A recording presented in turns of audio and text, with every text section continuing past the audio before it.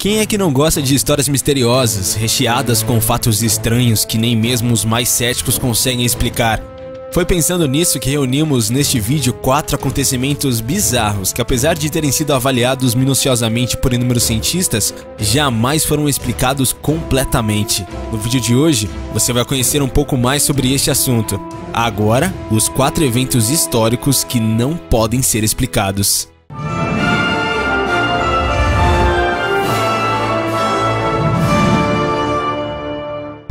Jack, o Estripador. A estrada de Whitechapel era uma região violenta de Londres, no fim do século XIX. O assassinato de prostitutas já era um crime relativamente frequente antes de o Estripador inaugurar a sua trajetória de mortes em 1888. Ele sempre agia em vias de acesso à estrada, escuras e vazias. Além de violenta, esta região chamada East End sofria com racismo e xenofobia, especialmente contra judeus, o que motivava depoimentos que incriminavam inocentes. Aliada a altas doses de superstição e ignorância, a investigação foi um desafio. O método de Jack era bem definido. Em geral, as vítimas apresentavam mutilações no rosto, no abdômen e nos genitais, cortes profundos no pescoço e remoção de órgãos como rim, coração e útero. Todos os crimes foram cometidos à noite, sempre aos fins de semana. À medida que o número de casos aumentava, as mutilações ficavam mais agressivas. Jack usava provavelmente facas e instrumentos cirúrgicos, mas jamais uma arma foi encontrada na cena dos crimes, só um misterioso avental. 2 testemunhas disseram ter visto o assassino. Elas o descreveram como um homem de pouco mais de 1,60 m, bigode e jaqueta. As investigações tiveram a colaboração de um número incomum de gente para a época.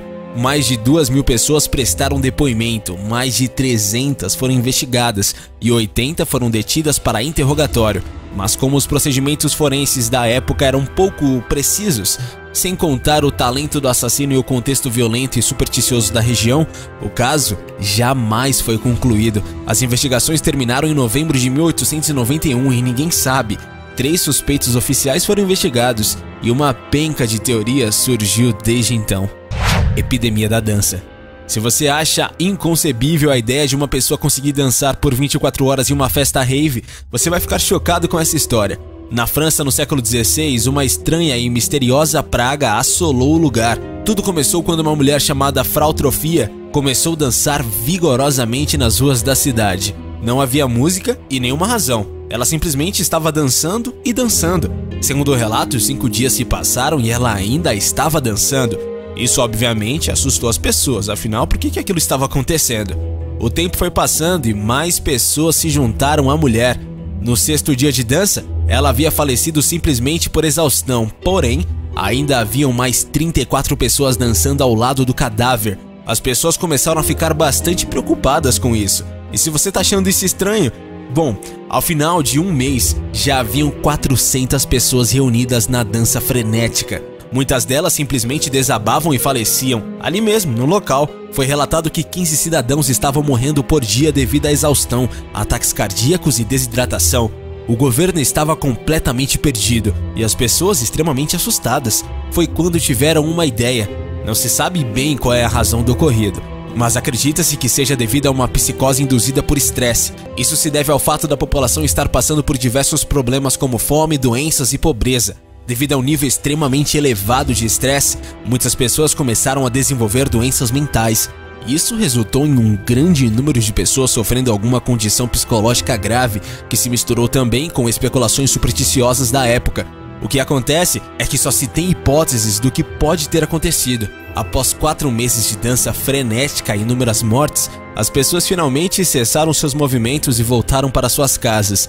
Esse episódio foi conhecido como Epidemia de Dança de 1518, e por mais absurdo que pareça, já houveram mais eventos similares na história. Tumba de Cleópatra. A rainha egípcia Cleópatra e o general romano Marco Antônio nunca foram encontrados na prática, ou seja, ninguém sabe do túmulo dos dois. No começo deste ano foi descoberta uma tumba onde supostamente os dois teriam sido enterrados na região de Taposiris Magna, sítio arqueológico onde há um antigo templo construído há mais de 2000 anos. Apesar da felicidade que todos ficaram por um período de tempo, descobriu-se que não passou de um alarme falso. Aquele lugar era uma tumba em homenagem a duas figuras históricas, porém elas não estavam de fato enterradas ali. Mesmo com essa decepção, os arqueólogos acreditam que estão cada vez mais próximos de encontrarem a tumba perdida. Cleópatra governou o Egito entre 51 a.C. e 30 a.C. Teve um filho com Júlio César e posteriormente manteve um relacionamento amoroso com Marco Antônio, um dos generais de César. Isso pode te dar uma ideia do quão importante seria para a arqueologia encontrar a tumba e os restos da maior rainha de todos os tempos, Cleópatra. Cleópatra e Marco Antônio são um dos casais mais famosos da história. Após a morte de Júlio César, ela deu início a uma relação amorosa com Marco Antônio, que disputava a herança deixada por César. Acontece que essa busca pela herança fez com que o romance entre os dois se tornasse algo trágico, que chama a atenção de todo tipo de arte e literatura. Os dois tiraram a própria vida no fim das contas, quando Otávio se tornou o primeiro imperador romano. Manuscritos do Mar Morto. No ano passado, o Museu de Israel exibiu pela primeira vez o Gênesis Apócrifo, um dos manuscritos do Mar Morto que até pouco tempo havia permanecido guardado na câmara climatizada construída expressamente para abrigar os delicados manuscritos encontrados nas cavernas de Qumran, de mais de 2000 anos de antiguidade, e a que só os conservadores do museu têm acesso. O pergaminho exposto é um dos textos mais misteriosos dos 7 primeiros manuscritos do Mar Morto, encontrados em 1947 em uma caverna do deserto da Judéia. Datado no século I a.C. e escrito em aramaico, vai do capítulo 5 ao capítulo 15 do Gênesis, uma parte da Bíblia que fala de Abraão e Noé, mas contada com diferenças significativas, por isso é considerado um texto apócrifo. O seu conteúdo não faz tremer as bases do Vaticano, que considera os manuscritos do Mar Morto de interesse universal, mas se presta a ser objeto de novas teorias da conspiração para colocar em dúvida o texto bíblico. Diferentemente de Gênesis, que narra que Noé sai da arca com a família e a primeira coisa que faz é erigir um altar para fazer um sacrifício a Deus, o manuscrito conservado da Cidade Santa conta como Noé faz o sacrifício dentro da arca. Sua enorme deterioração confundiu os especialistas durante décadas, por isso nem sequer pode ser digitalizado para consulta online. Das 22 colunas que o compõem, as melhores conservadas são as últimas, das 18 às 22. Mas e você? Já tinha ouvido falar sobre este assunto? Deixe pra gente a sua opinião sobre isso aí nos comentários. Não esquece de deixar o seu gostei e também de se inscrever aqui no canal. Valeu e até a próxima, galera aqui do Universo Curioso.